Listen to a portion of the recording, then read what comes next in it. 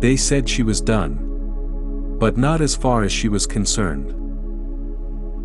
She actually sold her past to buy a future. On an appointed day that the grandeur of a beautiful city was coated in colorful fabrics and beautiful smiles on face of joyful hearts, the atmosphere was radiant, as the air held promises of what everyone believed to have been a great future. Every seat in the hall shimmered with golden colors. Strings of fairy lights twinkled like patient stars above the guests, and the air was thick with the forcefully concocted smell of perfume of roses and champagne. The live band played softly in the corner, and phones flashed like tiny suns, but not without registering their click sounds, as Amarachi Okoro walked down the aisle in slow, graceful, radiant and majestic steps that was a testament of a dream come true. People whispered as she passed, an attest to her obvious beauty. She is so beautiful. She is lucky to have found her prince, in the heart of a man who was as handsome as his heart was. She deserves this happiness. Amarachi smiled, provoking lots of admirations in the hall, but behind that smile was exhaustion.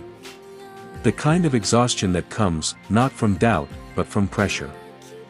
Everyone said Gregory was the perfect man that many will kill or die for, handsome, successful, with a smile that could calm an argument. He owned a logistics company in Port Harcourt, and always looked good in his Range Rover that he drove, and spoke the language of confidence fluently. Amarachi's mother adored him so much that she spoke about him with reverence. Her friends envied her. Her father called him a real man that has proven his worth, the kind you marry and rest with absolute assurance and confidence. And so she rested. Or at least, she thought she would. The priest's voice echoed through the hall. Do you, Amarachi, take this man to be your lawfully wedded husband? I do, she said. Her voice didn't shake, but her heart did, not from fear, but from something she couldn't name. Maybe it was intuition, and maybe, just maybe, it was a whisper from the future trying to warn her. The ring slid onto her finger, cold, heavy, radiant. It was a moment that the guests clapped, while they drummed and sang joyfully to acknowledge the successful accomplishment of the most important part of the wedding ceremony. And of course, the cameras clicked non-stop, as if seeking to be noticed on the line of duty. It was perfect. Way too perfect, and that too was part of the problem. Too perfect to be true. The hotel suite was grand, and its aura of luxury was almost suffocating. White sheets, soft lighting, champagne chilling in a silver bucket, all of which was well intended to disarm and transform the mind of any woman alive. Yes. Silent wishes remained unspoken, but disguised with forced beautiful smiles. But the silence here, between the couple, was heavier than the air. After the wedding, Gregory was on his phone, again. Laughing out loud. But whispering sweet nothings, silently into the phone and silently glancing from the side of his eyes to be sure that she wasn't close enough to hear him. And turning away to face the opposite direction. Amarachi watched him from the bed, patiently. As if waiting for her turn to get his attention, affection, present, or whatever he may pretend to offer. Her veil was still half on, her hair still undone. You're still on calls? She asked softly. Not because she needed his attention, but to amuse herself with what next he may come up with. Yet, he responded, not looking up. Just work, baby. You know how it is. But she did know, or at least, she suspected. But definitely, she was having enough of it. The messages she had once seen by accident on his cell phone still rings a bell. The business trips that lasted too long.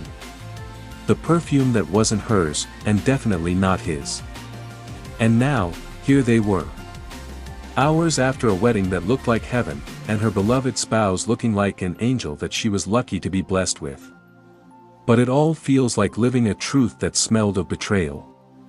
Greg, she said finally, looking casually, but deep down, it was chaotic and intense in her heart.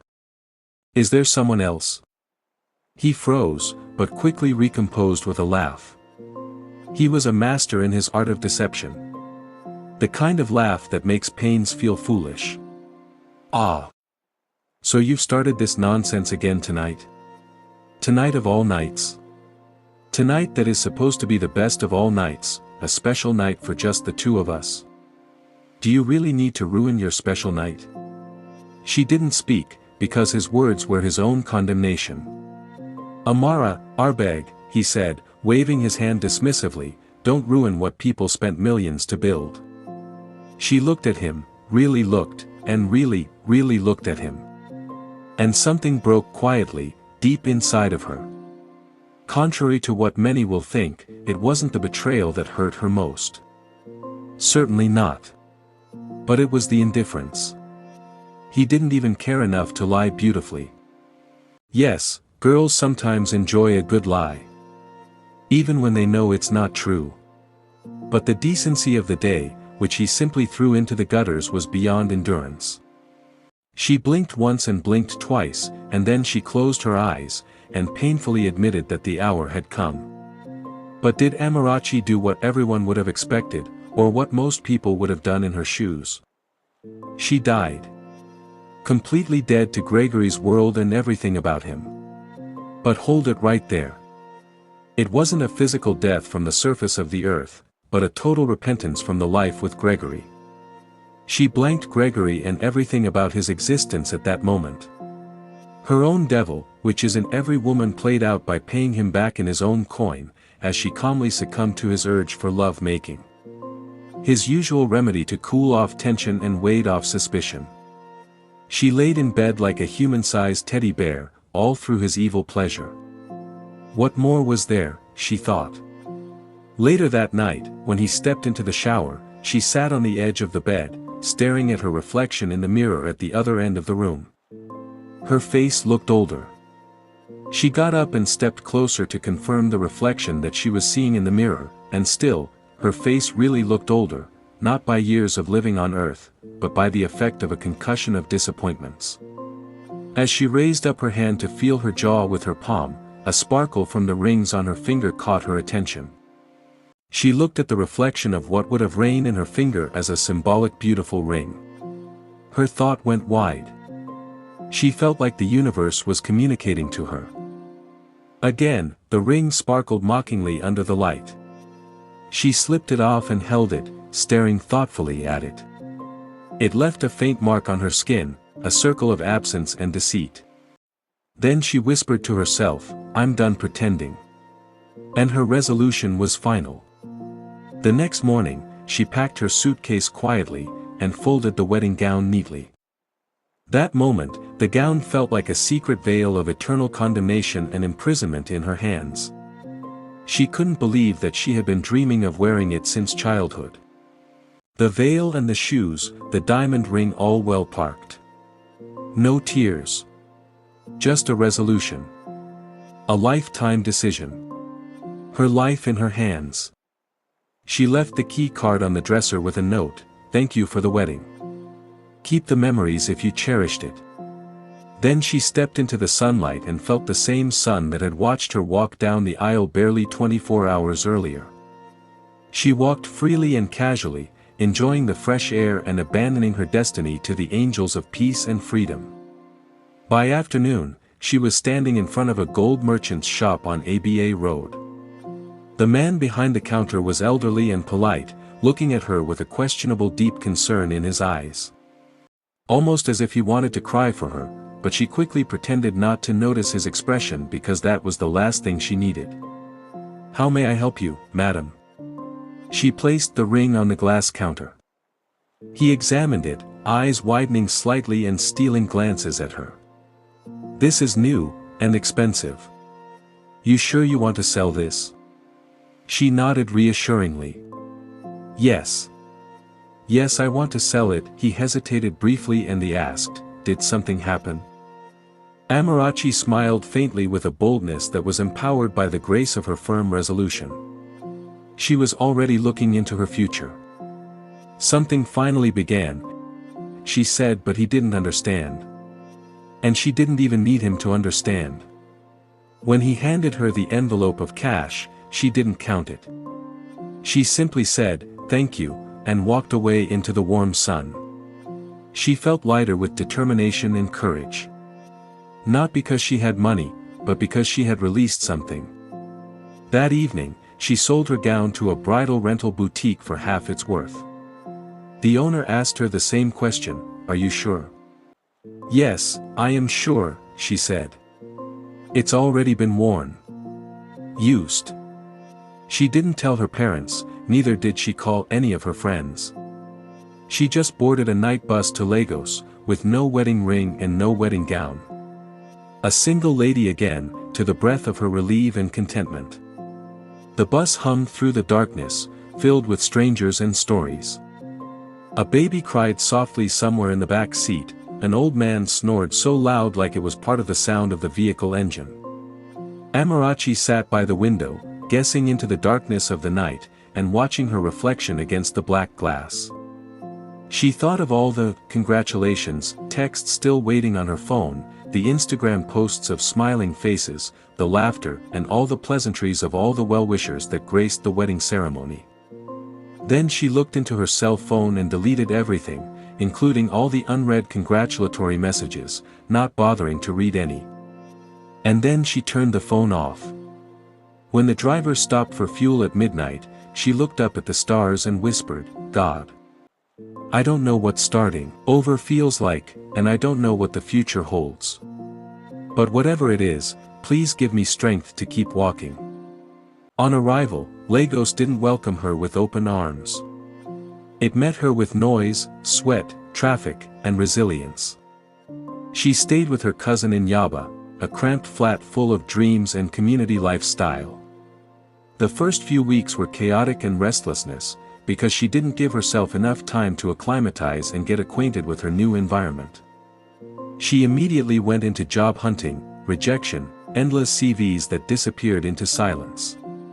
But this was intentional, because she was trying to avoid idleness, in order to give herself the chance to think back at her past. Then one day, while helping her cousin sell thrift clothes at Tejuosho Market, an idea came to her. She looked at the piles of gowns and handbags and thought to herself, people sell everything except their pains. An idea began to hold sway in her mind. The inspiration was more like a frequent attack in her mind, than a gentle wave of perspective. And that night, she started something new, Second Chance's Boutique. A thrift store that sold pre-owned wedding dresses, shoes, and jewelry, not as reminders of failure, but as symbols of new beginnings. Her slogan? "You can start again, and look beautiful doing it." She posited and sold a relief omen to the world. At first, business was slow, which was understandable. But eventually, it caught fire, and the flame was viral.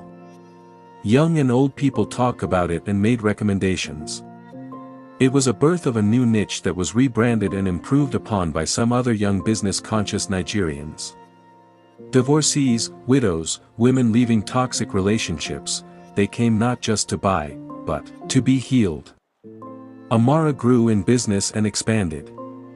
She dedicated Wednesdays for consultations and therapy to foster healings for many. Amarachi didn't just sell clothes. She sold closure. Years passed. The boutique grew from a small stall to a full store in Lekki Phase 1 with an office attached. Her name became synonymous with strength and women empowerment. People argued, if women were always and the only victim of failed marriages. But they failed to understand that since no man had come out to do something about it like Amarachi did, there was no second chance stall for the men, and Amarachi was successfully and proudly in business. Everyone talked about her. She was invited to women's conferences and asked to speak on reinvention and resilience. In quiet moments, when the lights dimmed and the world went silent, she'd look in the mirror and whisper, "I'm proud of you." She had learned that healing wasn't forgetting what happened, but it was remembering differently, especially how it turned out to make you stronger. The ring she once sold had bought her freedom. The gown she gave away had bought her dignity. And the woman who walked away from a handsome and attractive capable husband had walked into a self-evolved powerhouse. One afternoon, she received a call. An interesting call. The voice was hesitant. Amara, it's me. Gregory. Silence. Then he said that he wanted to meet, just to talk. Out of curiosity, she agreed with a sense of maturity and convenience. They met at a cafe in Victoria Island. He looked older, weary, and humbled, while she looked radiant, calm and in control.